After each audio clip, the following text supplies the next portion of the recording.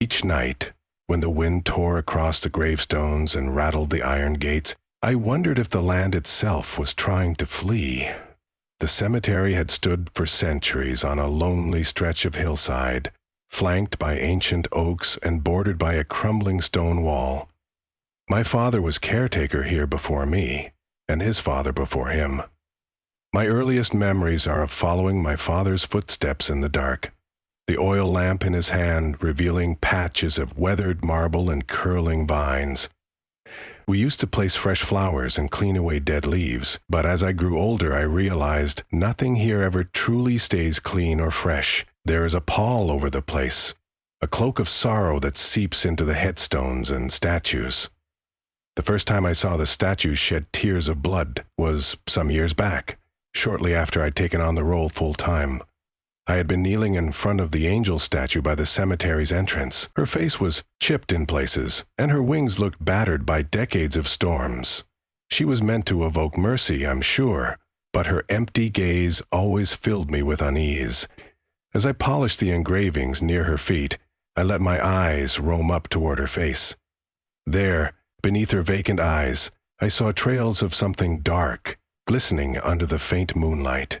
My first thought was that rust from her metal halo had run down, or that some nighttime creature had left a smear. But when my shaking hand reached out, it came away stained red. The metallic smell told me it was no trick of the mind. It was blood. In the weeks following that discovery, I swore I was losing my senses. I told no one of the crimson tears at first, fearful that people would laugh or label me insane. But it happened again. The statue of St. Jude, the one near the old cedar, wept blood around the same time as the angel. This time, I summoned the courage to taste it on the tip of my finger, praying it was water with a tint of iron or some chemical reaction. My mouth stung with the tang of real human blood. I spat and reeled back, crossing myself repeatedly. That night marked a turning point. Old diaries from my father's era made no mention of the phenomenon, and scouring the caretaker's records for the last century turned up nothing. As far as I could glean, these omnipresent sculptures, all in various stages of decay, had never been known to produce anything but dust and chipped stone. What frightened me more were the events that began to plague nearby towns in correlation with those blood-streaked tears. The night after the angel's first weep, a cattle plague swept through the pastures of Redwood's End. Only a few miles away, healthy animals, numbering in the dozens, died in a single day. Farmers believed it was some malignant wave of disease from imported livestock.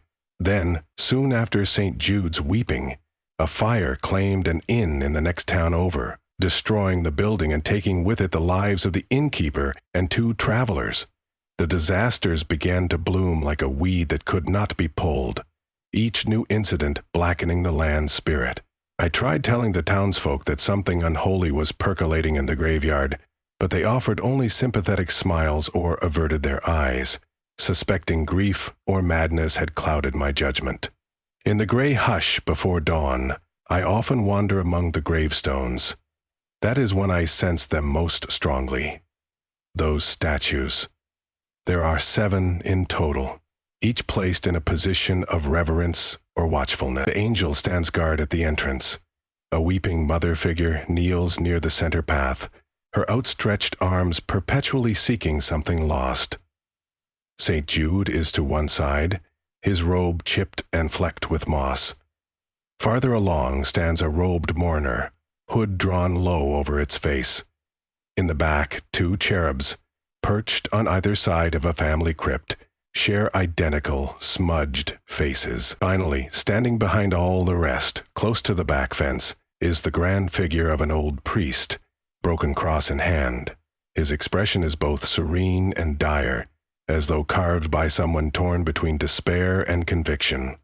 Sometimes the statues remain dry-eyed for weeks, and my body loosens in relief during those intervals. But the moment I spy the first fresh streak of blood, I know my reprieve has ended. Each weeping heralds some new horror, a sudden landslide, an unexplained epidemic, or an inferno that takes children in the night. And perhaps worst of all is knowing there is no way to prove to outsiders that these stone figures are responsible or connected to the tragedies. The blood does not remain long. By the time dawn breaks fully, the tears are gone, leaving only faint discolorations as evidence. I've used lanterns to catch them in the act. I've tried painting over the stains as if to entomb the phenomenon in a layer of chalky paint. It never helps, almost as if the stone itself rejects any attempt to conceal its weeping. My father died under strange circumstances years ago. One winter morning, I found him lifeless beside the weeping mother statue. No wounds, no explanation, just a silent face turned upward. For a long time, I believed he died of a sudden stroke or heart failure. Yet every so often, I suspect he might have discovered something he could not withstand. The caretaker logs he left behind speak of strange nights when he heard stone scraping on stone. He also wrote of footprints in the snow that led from statue to statue, though he never mentioned tears of blood. Perhaps the phenomena occurred only once a generation, or maybe the statues waited until the caretaker was alone. In my darkest hours, I consider that they bided their time for me. One evening, a widow named Mrs. Davenport visited the grave of her husband, who had been taken by a fever the previous year. She was frail and wore a black bonnet. I warned her off because the hour had grown late, but she insisted on paying her respects. Her sorrow seemed suffocating. My heart ached watching her kneel before the tombstone and whisper. As I waited by the gate, the widow let out a scream so shrill it set my skin cold. I ran to her side, my lantern bobbing madly, and discovered her trembling near the kneeling mother's statue, her eyes transfixed on the streams of red sliding down the statue's cheeks. "She's alive," the widow rasped. "She's in pain." The poor woman collapsed in hysteria, and I carried her to the caretaker's cottage. She babbled about the statue, claiming she had seen it move ever so slightly, lean forward as though to comfort her. But the comfort was as twisted as it was horrifying, for it brought only tears of blood. Morning found Mrs. Davenport delirious with fever, and by that same afternoon word reached us that a rockslide had crushed a caravan traveling the pass north of Redwood's End. After that, rumors flared. People whispered that the caretaker's ground was cursed, or that I'd made a deal with dark forces. I found footprints near the fence one night, which suggested local youths had tried to sneak in to see if they could catch the statues crying. I never confronted them, but I left fresh marks in the soil by the entrance to signal that I would not tolerate intruders in these grave grounds. Strangely, the idea of strangers witnessing the unearthly tears terrified me. It wasn't so much that I wanted to hide the phenomenon, but I feared what might happen if they disturbed the statues or tried to harm them in some misguided attempt to end the curse. The statues felt more powerful than that. Removing them would be like angering primal forces better left undisturbed. I invited the local clergyman, Father Edmund, to bless the graveyard. He was a kind man, if a bit anxious, known for his sincerity. We walked among the headstones while I explained the weeping. He remained silent, merely gripping his rosary so hard his knuckles shone white. "I shall pray for this place," he whispered when I finished. We paused before the angel statue, where I pointed out old streaks that had stained the stone a faint brown. He traced the marks gently. "These are no natural illusions," he said. "We must pray." And so he did, sprinkling holy water around the statues in an earnest attempt to chase away any evil force. For a moment, as he spoke in Latin, I could have sworn the angel's face twisted in sorrow, or perhaps defiance. But when the final echoes of prayer faded, the air remained lifeless. Father Edmund gave a curt nod, telling me that time would reveal if the blessing worked. He returned to the church soon thereafter, leaving me with a kernel of hope. Within a fortnight of Father Edmund's blessing, the mother statue began to weep again. I saw it from my cottage door just after midnight, a silhouette in the moonlight with ribbons of red glinting down her cheeks. Inside my chest, my heart felt like it had turned to lead. I shuffled through the graveyard's paths, my lantern flickering about me, until I stood before her. The statue gazed past me, her expression carved in perpetual mourning. Dark trickles ran down her face, flowing as if from living eyes. And sure enough, the next dawn brought news from beyond the hills. A sudden outbreak of violent fevers had taken hold in Redwood's End, claiming 6 people. Even Father Edmund, so earnest in his endeavors, had fallen ill. Unable to endure this endless cycle of doom, I resolved to unearth whatever secret lay beneath the cemetery ground. When the caretaker's logs and diaries yielded no answers, I turned to the earliest records of the church that oversaw the land. Buried in the rectory's archives, I found a thin, tattered journal that detailed the founding of the burial ground. The pages were written in archaic script, but I could decipher references to a great cleansing that took place centuries prior. The caretaker at the time had apparently tried to rid the parish of suspected witchcraft by erecting holy statues at each corner of the mass grave where plague victims had been interred. Some lines indicated that the plague was believed to be a curse, and the caretaker had sought to exorcise the land by placing guardians of stone. But there was also mention of blood magic. Accusations that a forbidden rite had cast a shadow over the site to appease or imprison some malignant entity. Perhaps the holy sentiments of the statues clashed with something older, deeper, and far more malevolent. The result? A cycle of tears. Each drop of blood an omen of suffering. I decided to dig where I believed the plague pit had been, not in an attempt to exorcise it myself, but to see if the ground held further clues. Late one night, I lugged a shovel and lantern to the rear portion of the cemetery near the old family crypts. I glanced around nervously, half expecting the statues to resent my meddling. The wind hissed and rustled the tall grass. I steadied my resolve and thrust the shovel into the earth, turning up gray soil. I worked for hours, sweat chilling and drying on my back despite the cold. When my arms trembled with weariness, the shovel struck something solid. I knelt down and cleared the soil by hand. First, I saw broken shards of pottery, then a rotted wooden plank that might once have been part of a coffin, and finally a cluster of small bones. Nearby, I uncovered a tarnished crucifix with blood-red staining that did not look like rust. My heart thundered in my chest. What unholy ritual had taken place here? With each clump of dirt removed, I grew more certain the rightful rest of these plague victims had been disturbed long ago. The caretaker from centuries past, in his zeal, had likely performed a flawed rite. Perhaps the statues had absorbed the tortured energy of the dead, or the land had blurred the boundary between the living and the damned. I covered the pit, haunted by the knowledge that some curses cannot be lifted easily. Even if I burned the graveyard to ash, the soil beneath might still whisper its misery through the wind. In desperation, I approached the leading families of Redwood's End, begging for assistance. They listened politely until I mentioned the weeping statues, at which point their faces dimmed with pity. They dismissed it all as ravings of a caretaker grown too attached to his lonely domain. And with each new tragedy, whether a runaway carriage that claimed 2 lives or a sudden hailstorm that pummeled the autumn harvest, I felt the townspeople's hostility bristle toward me. A few blamed me outright, as though the caretaker possessed some twisted power over the land. Others simply avoided me, not wishing to share a meal or offer even a friendly greeting.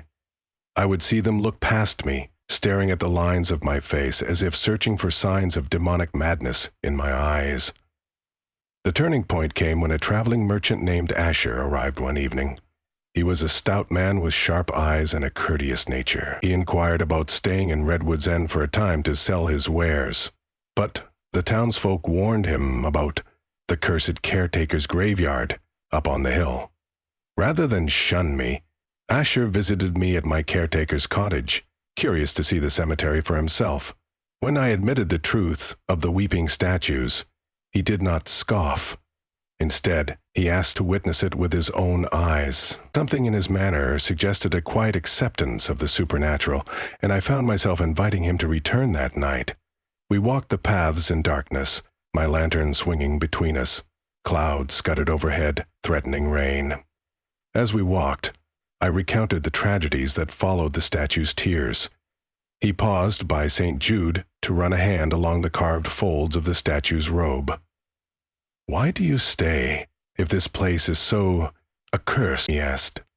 I had asked myself the same question countless times, but part of me felt bound here by family duty, by the memory of my father, and by the fear that leaving might allow the malevolence to spread unchecked. So I told Asher that I endured, because I could not abandon the dead, nor sever my connection to this land. Despite it all, the cemetery was still home.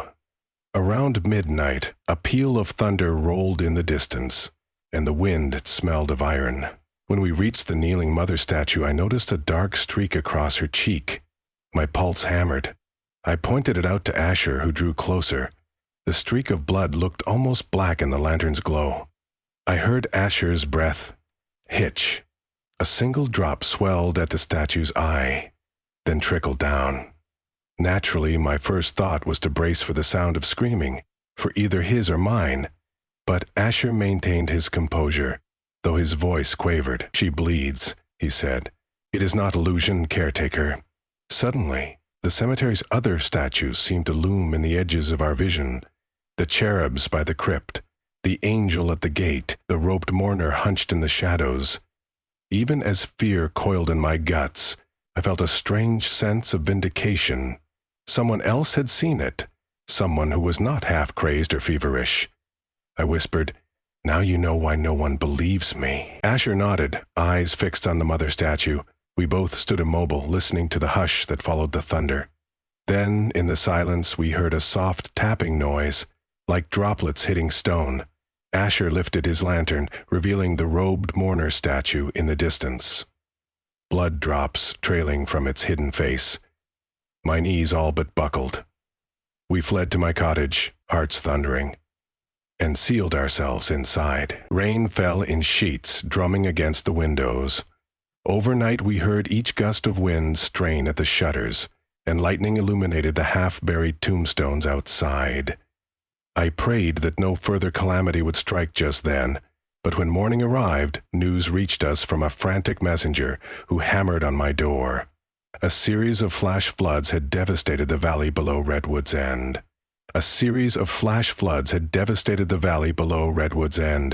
Entire fields turned to swamps, and a stable collapsed, trapping the horses. The messenger darted away again, leaving us with the weight of this new tragedy. Asher and I agreed something had to be done. "We must try again with a blessing or an exorcism," he said.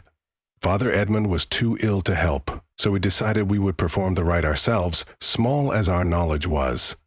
Asher, to his credit, was a resourceful man.